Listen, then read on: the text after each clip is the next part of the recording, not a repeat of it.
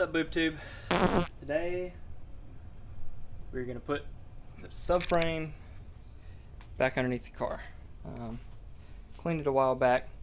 Looks a lot better. Still not perfectly clean, but now if you bump up against it, you're not going to get covered in oil. So, first things first, I'm going to roll this thing up underneath, get it lined up, and then get the engine hoist over here to pick the car up so that I can scoot this and set it on to this and bolt it back underneath the car, and then start getting ready to put the rotary in for mock-up and marking where I need to cut stuff out on this bad boy. So let's get started.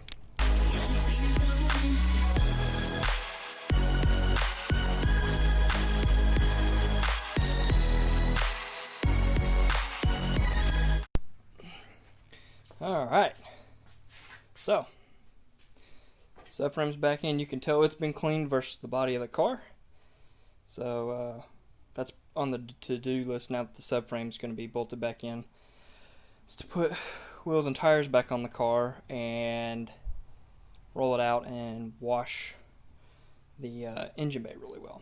So I'm going to get this all bolted back up, and then when I come back, we will be lifting the rotary up and putting the oil pan on it and starting to figure out where we want to position it in the engine bay and what we need to cut and everything else. Alright, so let's go ahead and get started. Alright, engine stand unhooked, subframe in. So now we get to pick that bad boy up and shove it in and see how everything fits.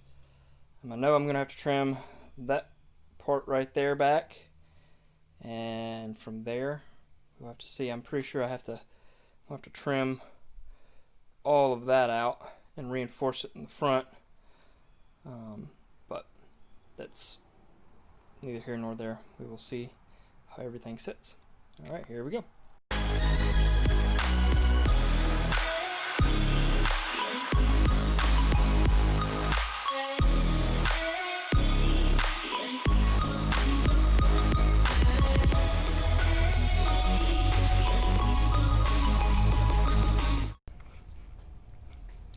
Alright, so as you can see, motor's in there on the hoist, tires are back on. I ended up having to put the tires back on because I couldn't get the cherry picker underneath the subframe while it was on the brake disc, so I ended up having to do that.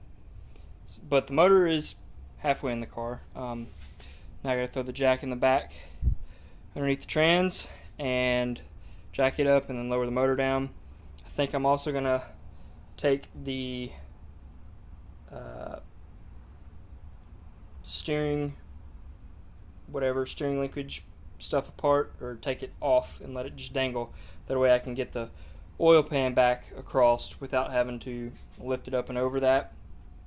But other than that, I'm gonna go take a break and eat me some dinner, and then I will get back on this and hopefully have this somewhat mocked up by the end of the day. I know the car's not level, but I'm not really worried about left and right rock with the motor. All I'm worried about is the pinion angles. So the angle of the output shaft of the transmission and the angle of the input of the rear end, but that's way down the road, and I'm going to build adjustments in on the transmission cross member. So anyways, be back in a little bit. I'm going to go eat some dinner. Alright, back from dinner. Didn't even check to see if I had anything on my face. Took the unbolted the steering rack. Hey, I remember the name of it now. So now that there's clearance, so that I can have an idea of where I need to trim the oil pan, because it should clear everything once it's in there. It's just getting it over that in the first place is a big pain.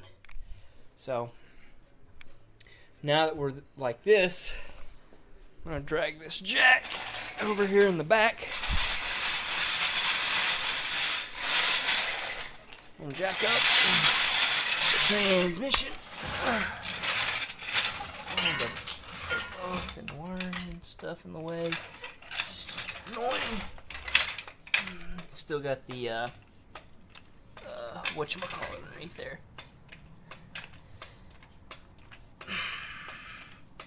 I call it the C channel, but it's the I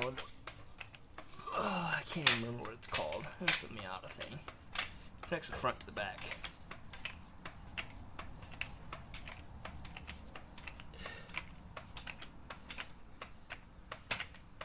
Okay, now let's see where we are up front.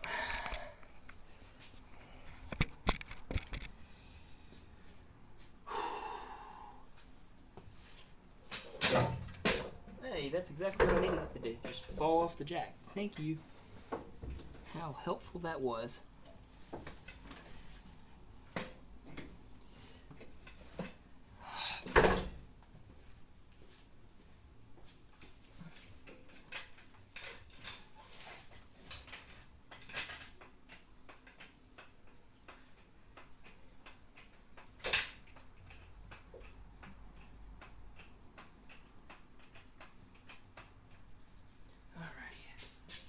Lower this bad boy in.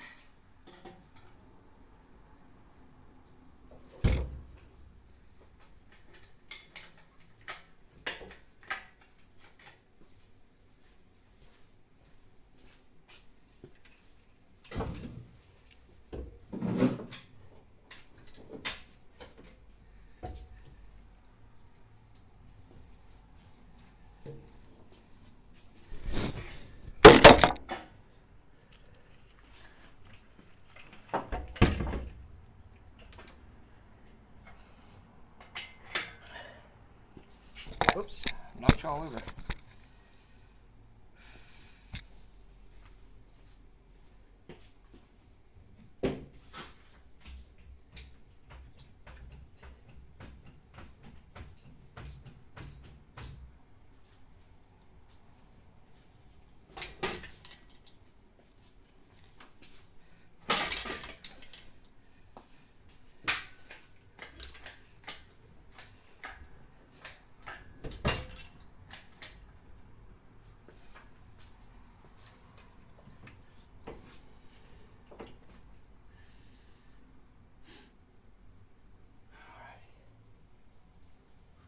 So,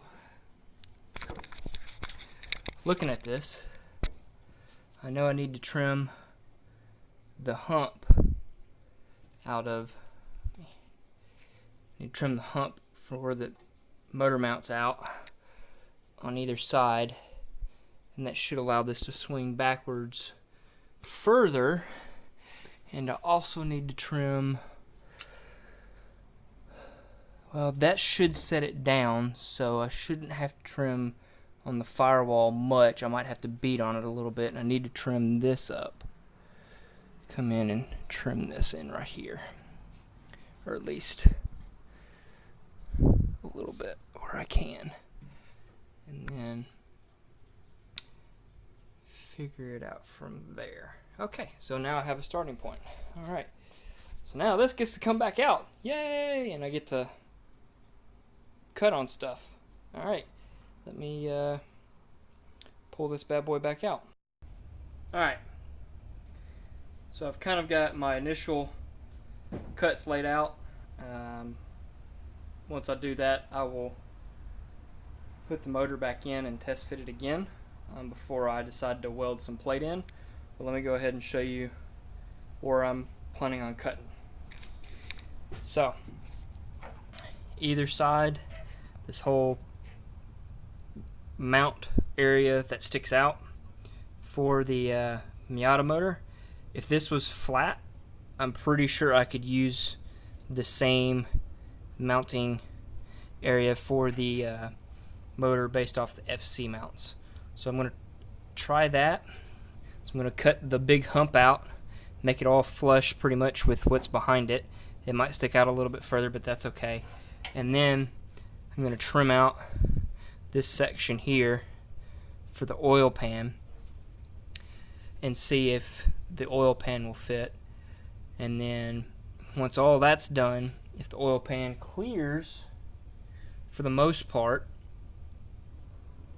I should be good to start welding pieces back in. And I will probably end up reinforcing the front of this with some angle, just to make sure that it's not gonna flex too much or anything. But other than that, guys, this is gonna be my first attempt at anything custom fabrication wise to fit something into a car, so it should be an interesting trip. But gonna do a little bit more research, and then after that I am gonna attempt to throw this back in there and be ready for it. So until next time, guys, happy Brad.